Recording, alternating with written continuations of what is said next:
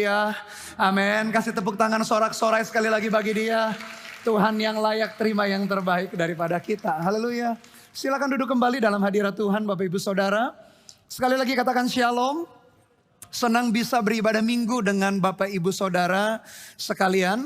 Dan saya ingin menyapa sekali lagi juga jemaat Tuhan yang mengikuti ibadah lewat live streaming dimanapun Anda berada. Buka hati, Tuhan mau menjamah, mengubahkan, menginspirasi kehidupan Anda lewat firman Tuhan yang sebentar kita akan dengarkan bersama-sama. Bapak Ibu Saudara, sebelum saya menyampaikan firman Tuhan atau pesan yang Tuhan taruh dalam hati saya bawa dua video singkat. Video yang pertama adalah 2 minggu yang lalu, Gereja Mawar Sharon Semarang, gedung gerejanya diresmikan oleh Pastor Philip Mantova. Dan kami kita bersyukur bahwa atas dukungan gereja Surabaya Barat, gereja induk kita yang di Semarang sudah punya gedung sendiri. Meskipun gedung bukanlah hal yang paling utama, tapi lewat gedung tadi pemuridan dapat terus berjalan dengan baik. Dan ucapan syukur kita bagaimana Tuhan mempercayakan kita sebuah bangunan gedung yang akan dipakai untuk memuridkan jiwa-jiwa. Lalu video singkat yang kedua berisi laporan kemenangan. Baptisan air yang dilakukan setelah saat teduh bersama. Apa kata Alkitab tentang neraka? Dalam satu malam 500 jiwa baru dimenangkan. Dan ada 70 orang yang dibaptis air. Dan kita bersyukur untuk hal itu. Dan saya berdoa supaya video singkat yang sebentar kita saksikan menguatkan kita untuk kita terus berjalan dalam kehendak dan rencana Tuhan. Mari kita saksikan video yang berikut ini. Ini aku akan memberi damai sejahtera, demikian firman Tuhan semesta alam. Saya percaya di tempat ini juga Tuhan akan memberikan damai. Shalom peace, damai sejahtera yang artinya tidak ada yang hilang, tidak ada yang patah akan disambung di tempat ini, yang hilang akan ditemukan. Tuhan Yesus memberkati tempat ini dengan damai sejahtera ke seluruh warga, semua lingkungan di tempat ini mengalami damai dan kemakmuran yang dari Tuhan.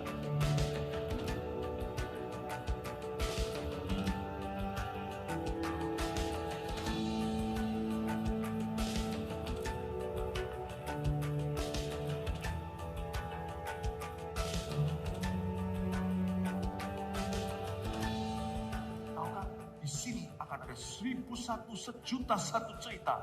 Cerita manusia yang didengar oleh Allah. Dan cerita Allah yang didengar oleh jemaat.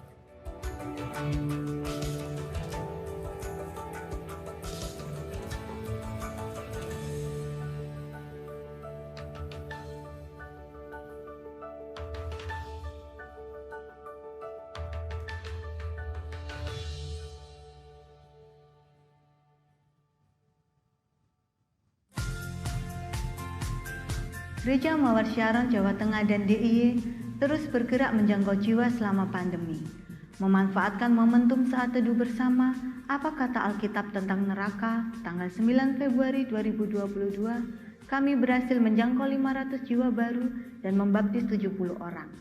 Pertumbuhan secara kualitas dan kuantitas terus terjadi dengan begitu cepat di semua gereja lokal melalui pemuridan. Kami bersyukur menjadi bagian dalam visi 2030-300 dan akan terus mengerjakannya sampai 1000 gereja lokal dan 1 juta murid Kristus menjadi kenyataan. Haleluya, tepuk tangan kemuliaan bagi Tuhan saja.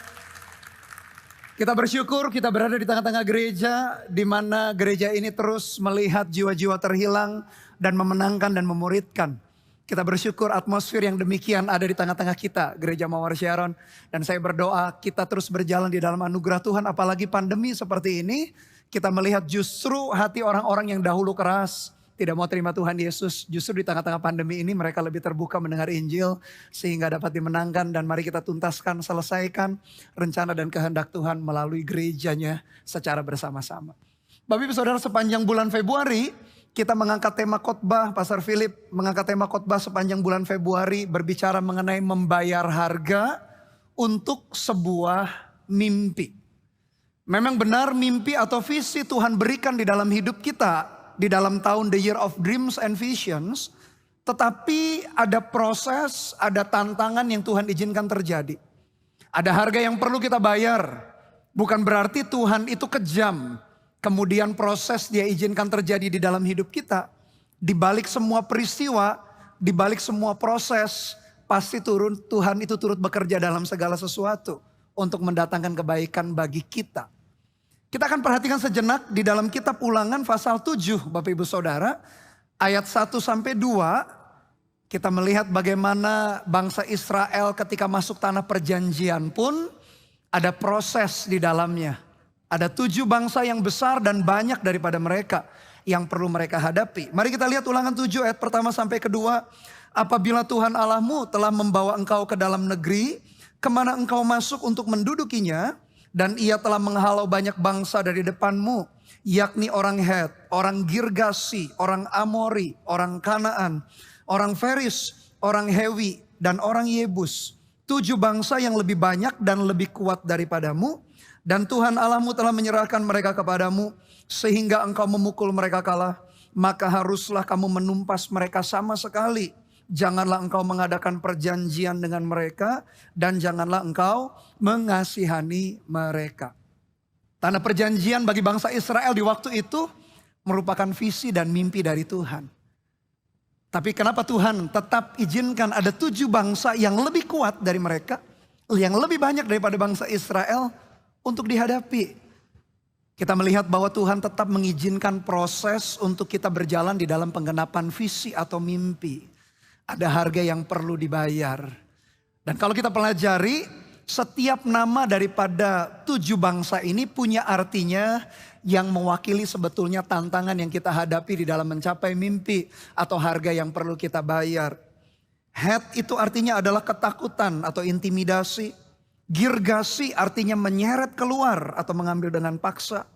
Amori artinya kepahitan atau pengoceh. Kanaan artinya iri hati, kecemburuan. Feris artinya memberontak atau liar, tidak suka aturan. Hewi artinya kefasikan, tidak suka kebenaran. Dan Yebus artinya menekan atau menginjak dengan keras. Dan sepanjang ibadah umum hari ini dari tadi pagi saya menyampaikan bagaimana spirit ini, tantangan ini perlu kita hadapi. Dan khusus ibadah jam ini saya beri judul adalah menemukan kekuatan dalam kesendirian atau bahkan dalam ketakutan. Dikatakan ada spirit orang Het. Het itu berbicara mengenai ketakutan atau intimidasi.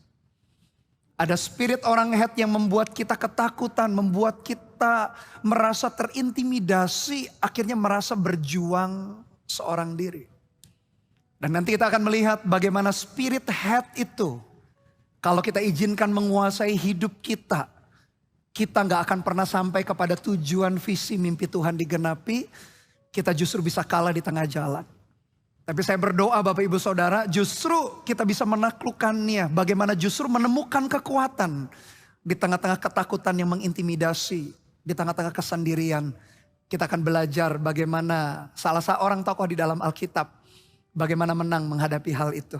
Mari buka bersama-sama 1 Raja-Raja 19.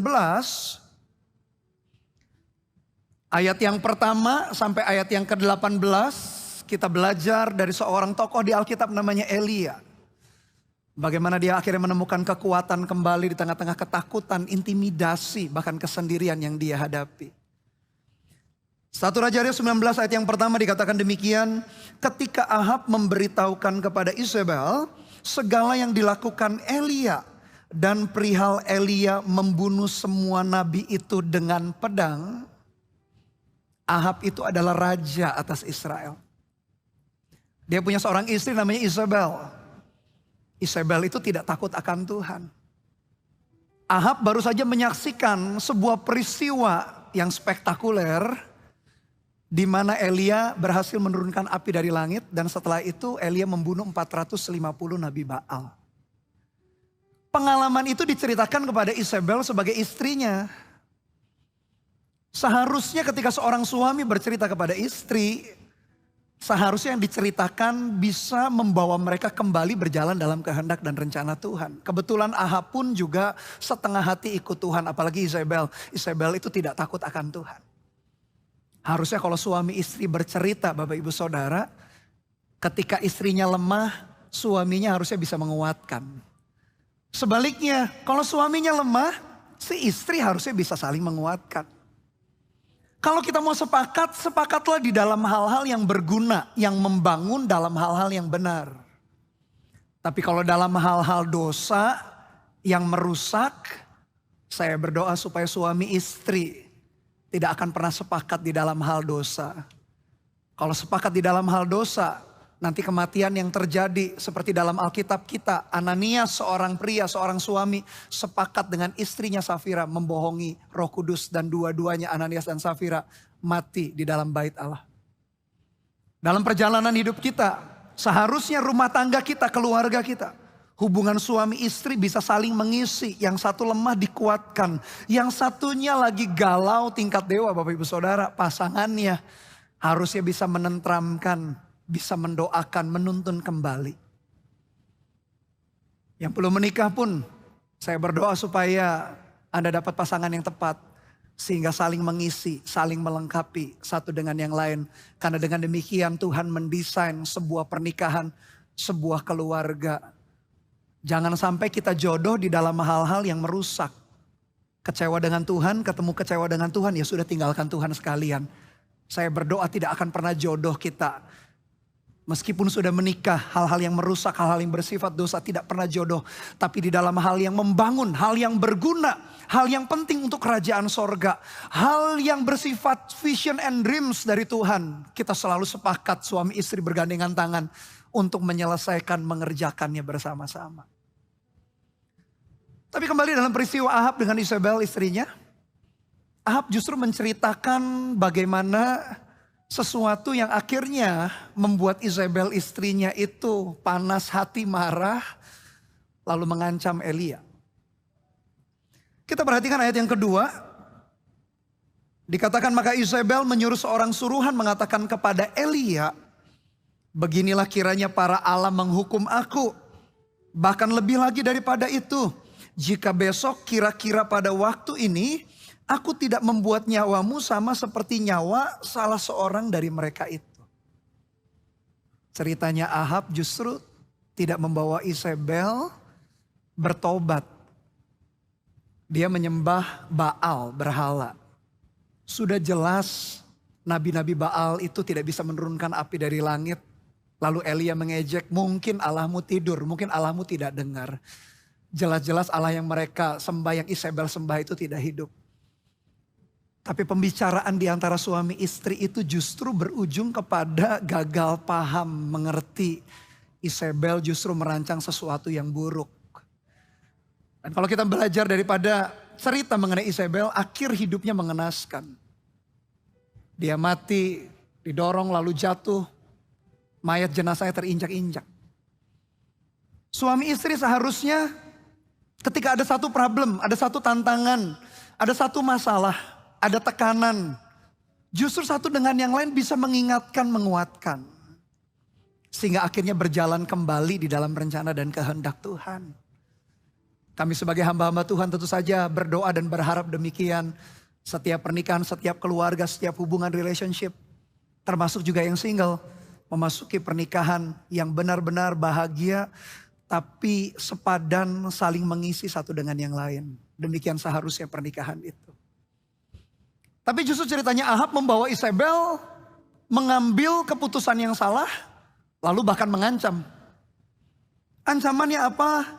Tadi dia mau berkomitmen untuk membunuh atau sudah berniat bertekad membunuh. Ayat yang kedua tadi dikatakan, maka ayat yang ketiga maka kita lihat, maka takutlah ia, yaitu Elia lalu bangkit dan pergi menyelamatkan nyawanya. Dan setelah sampai ke Beersheba yang termasuk wilayah Yehuda, ia meninggalkan bujangnya di sana.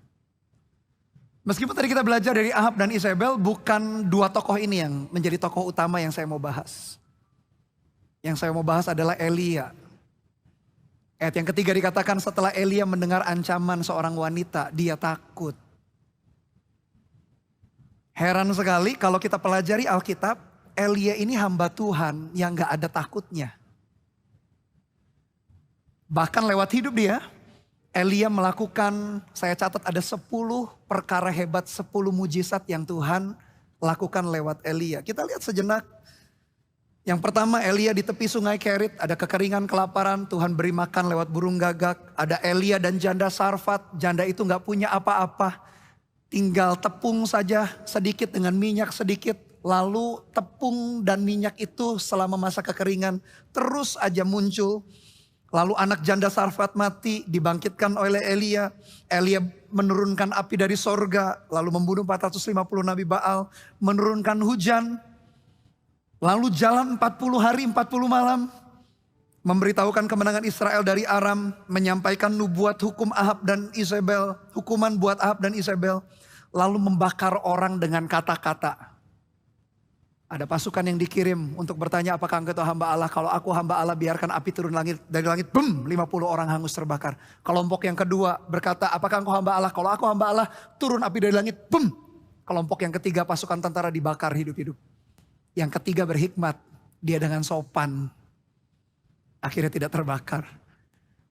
Yang ke-10 membelah air, ketika detik-detik atau menit-menit terakhir sebelum akhirnya Elia diangkat Tuhan naik ke sorga hidup-hidup. Jadi Elia itu bukan orang sembarangan. Dia seorang yang hebat. Tuhan melakukan banyak perkara, banyak mujizat. Bahkan saya catat tadi ada 10 mujizat yang Tuhan lakukan lewat Elia. Tapi heran sekali dalam ayat yang ketiga tadi. Ketika Elia mendengar ancaman seorang wanita saja. Lalu dia ketakutan. Ada roh, ada spirit head. Intimidasi, ketakutan. Yang membuat akhirnya Elia pun terancam, terintimidasi.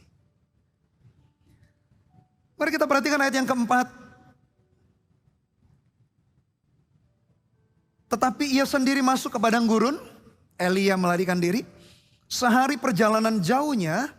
Lalu duduk di bawah sebuah pohon arar. Kemudian ia ingin mati. Katanya, cukuplah itu. Sekarang ya Tuhan, ambillah nyawaku, sebab aku ini tidak lebih baik daripada nenek moyangku. Kalau kita pelajari kenapa Elia bisa terintimidasi. Spirit orang head itu tadi berbicara mengenai ketakutan, intimidasi, berhasil menguasai hidupnya. Kalau saya pelajari karena dua Bapak Ibu Saudara. Yang pertama karena dia keletihan, terlalu capek, terlalu lelah. Saya percaya, orang Kristen itu hidupnya harus produktif. Tapi di tengah-tengah produktivitas, tetap kita harus mengatur waktu demikian, sehingga kita juga punya waktu-waktu untuk rest, istirahat. Tubuh kita perlu rest. Jiwa kita juga perlu istirahat, roh kita juga. Kenapa Elia berhasil akhirnya dikuasai spirit orang head, dia ketakutan, karena dia kelelahan. Nanti kita lihat bagaimana Tuhan berurusan dengan ketakutan yang Elia hadapi. Yang kedua, Elia merasa seorang diri. Nah ini loh bahayanya kesendirian itu Bapak Ibu Saudara.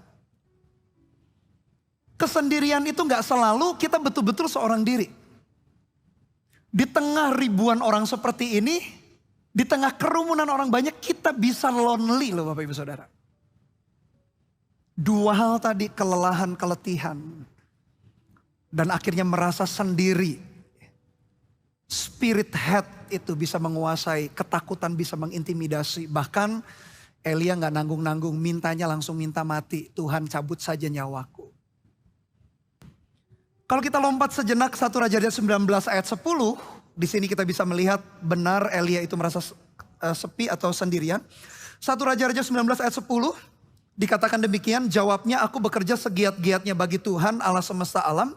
Karena orang Israel meninggalkan perjanjianmu, meruntuhkan mesbah-mesbahmu, dan membunuh nabi-nabimu dengan pedang. Dikatakan demikian, hanya aku seorang dirilah yang masih hidup dan mereka ingin mencabut nyawaku. Ketika Tuhan tanya, Elia kamu lagi ngapain? Dia jawab, aku seorang diri. Lalu dia ulangi jawabannya dalam 1 Raja-Raja 19 ayat 14. Kita lihat jawabannya sama persis. Jawabnya, aku bekerja segiat-giatnya bagi Tuhan Allah semesta alam. Karena orang Israel meninggalkan perjanjianmu, meruntuhkan mesbahmu, dan membunuh nabi-nabimu dengan pedang. Hanya aku seorang dirilah yang masih hidup dan mereka ingin mencabut nyawaku. Bahayanya kesepian, kesendirian itu bahkan mengancam nyawa kita. Bahkan kita bisa pengen mati. Saya baca sebuah penelitian, Bapak Ibu Saudara, judulnya menarik sekali. Dikatakan demikian, loneliness a bigger killer than obesity. Kesepian, kesendirian adalah pembunuh yang lebih besar daripada kegemukan. Di negara-negara besar, kegemukan atau obesitas menjadi problem yang makin lama makin banyak problemnya. Bahkan sepertiga orang dewasa punya problem di sini. Kita tahulah kalau kita searching di berita dan lain sebagainya, kegemukan membuat penyakit jantung nanti merembet kemana dan lain sebagainya. Kebetulan saya bukan dokter, bukan ahli medis. Mungkin dokter Bapak Ibu Saudara atau ada jemaat yang dokter lebih tahu mengenai itu. Obesitas, kegemukan memang mengancam nyawa. Tapi menurut para peneliti, para ahli, ada yang tidak kalah membahayakan, yaitu loneliness. Bahkan loneliness itu bisa memotong angka harapan hidup sampai 50%. Kemudian para peneliti menyimpulkan beberapa hal, contohnya entah itu social isolation atau loneliness berdampak kepada penyakit Alzheimer salah satunya. Lalu kemudian saya baca juga kepada orang-orang yang survival penyakit cancer. Ketika mereka merasa lonely, cancer seolah-olah jadi lebih hebat untuk menghabisi nyawa mereka. Jadi ketika Elia, sang hamba Tuhan hebat itu, 10 mujizat yang spektakuler semua. Ketika dia lelah, ketika dia letih, ketika dia lesu, plus ketika dia merasa sendirian, langsung spirit head itu menguasai. Dalam perjalanan kita menuju visi dan mimpi Tuhan digenapi, the year of dreams and visions. Ada tantangan, ada spirit orang head yang berulang kali mengintai kita. Ketika kita merasa lelah, akhirnya mendekati burnout. Lalu kita merasa orang gak peduli kita lagi.